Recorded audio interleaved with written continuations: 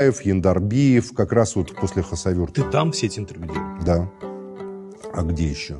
В Москву Басаев, может, и мечтал приехать, но не приезжал никогда. Кто из них произвел на тебя, я уж не знаю, сколько это правильно сказать, самое сильное впечатление? Да все там производили сильные впечатления. Все производили сильные впечатления. Очень сильные. Ахмад Хаджи Кадыров, с ним я тогда тоже делал. Яндарбиев, Басаев, Кадыров, Удугов. Я помню 4 интервью. Все были очень сильное впечатление. Это были цельные люди. Поразил меня Басаев больше всего, который интервью начал тогда. Это все было напечатано в «Независимо», естественно, словами. Знаешь, я очень любил Советский Союз. И никогда так не был счастлив, когда я в обнимку со своей девушкой, студентом ехал, и мы пели хором «Мой адрес ни дома, ни улица». Да. Но этого больше нет. Вы это все уничтожили, сказал он. Это твои в Москве все это уничтожили. Все это кинули под хвост и сожгли. Этого ничего больше нет, поэтому стоит новый мир. Война неизбежна. Говорит, я был прекрасным, я обожал быть советским студентом, говорил Басаев. Он очень хорошо говорил по-русски с таким легким чеченским акцентом. Я поразил то, что он на «вы» ко мне стал обращаться, потому что чеченцы вообще на «ты». В чеченском языке нет, это «вы», «ты». И когда он, значит, на «ты», а я на «вы», он сразу на «вы» тоже перешел. У него такой большой был опыт. А как ты внутренне, то есть ты понимаешь, что ты с кем ты разговариваешь, ну, по крайней мере, так, как к этому человеку относится вся твоя страна, или абсолютно большинство людей в стране, и руководство твоей страны, но при этом ты сейчас сам так вот его цитируешь, как будто бы попадаешь под какое-то... Ты был очень обаятельный человек. Ну, ты сам это произнес. И как внутренне с этим справиться? Просто не поддаваться обаянию, понимать, что тебя вербуют просто, и все психологически. Кто сегодня тебя вербовал? Когда с тобой человек, который умеет убивать, проготовленный диверсант, террорист, организующий спецоперации, подобные Буденновску, говорит так добродушно, нежно и ласково, просто запомните все, это значит, что вас вербуют. Вы должны сохранять свое «я», свою внутреннюю личность. Я, безусловно, все это проходило на фоне моря знаний о реалиях Чеченской войны, которые обрушились. Люди, которые рассказывали... Это еще советские же были люди многие. Как их пытали, убивали их родных, близких, как расстреливали и бомбили, как воровали людей, как и так далее. Много чего было. Я прекрасно помню это интервью. Было, по-моему, еще 2 интервью. Уже с 96 по 99, когда я приезжал в Чечню. Делал с ним интервью. Последнее было, по-моему, в 99-м весной, когда меня спросил он, когда вы на нас нападете опять? Вы же уже готовы напасть? Я говорю, я-то чего? Ко мне, как говорится, никаких вопросов по этому поводу. Очень опасный человек.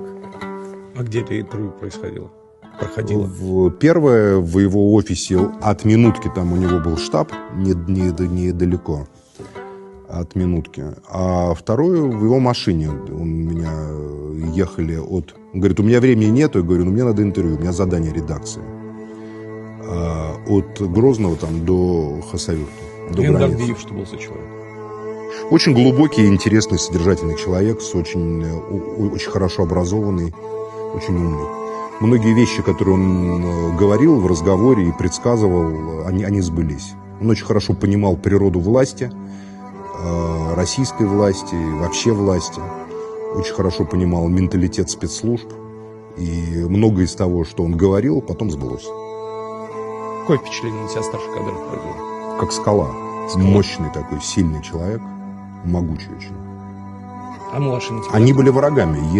Зелимхан Яндарбиев и Кадыров были врагами. А младший Кадыров на тебя такое же впечатление производит, как старший? Нет, он другой. Он тоже сильный, он очень сильный человек, но он вообще другой человек. Ну какой?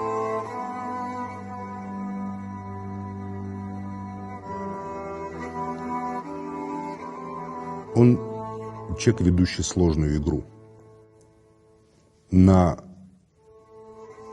победу. Он кинул все. Чеченского народа.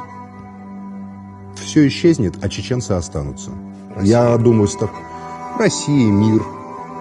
Не только в России делают. Я сейчас скажу Россия, а потом будут говорить, вот, нет, я не хочу, чтобы Россия... Конечно, не хочет, потому что зачем ему это сейчас? Нет, просто чеченцы идут, как бы, у них ощущение, просто их не понимают никто. Многие не понимают. Они идут сквозь вечность.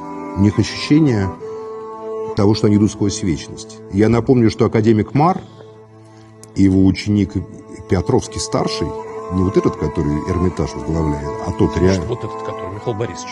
Ну вот Борис Петровский, который Борис великий ученый по-настоящему, который расшифровал, как известно, язык урарту. Основой для этого был чеченский язык. Ну и чеченский и ингушский, войнахские языки. А урарту восходит к шумеру. На Кавказе вообще живут обломки народов. Хеттов, хурийцев, шумеров и так далее. Ученцев, которых купали в крови просто последние 300 лет империи, все, кому не лень. Да гораздо раньше. Монголы. Чеченцы боевой ресурс их всегда как бы толкали на передний план. Вот имам Шамиль приехал после Ахульго в Чечню. После этого с 39 там, по 59 год, 20 лет Чечня просто кровью истекала. В 1800 вот эта вот вторая фаза Кавказской войны, это просто вот целиком на чеченцах. Введено... Гихи Толстой описывал вот то, что в Хаджимурате, потому что у Толстого есть описание разорения Гихи просто. Ссылка, каторга. Ну, такой у них особый... Русский народ не меньше претерпел, правда же? Русский народ гораздо больше. Это совсем другое ментальное восприятие. Когда ты народ как семья, и через одного каждый чеченец знает друг друга, мы русские воспринимаем свою русскость через культуру. А чеченцы воспринимают через кровь небольшие народы. 1 200 000 – это не очень большой народ все равно. Это самый большой из народов Северного Кавказа, естественно, но не очень большой. Через кровь, через род. Кто твой отец, тебя спрашивают. У русских для нас это, вот ты меня спрашиваешь,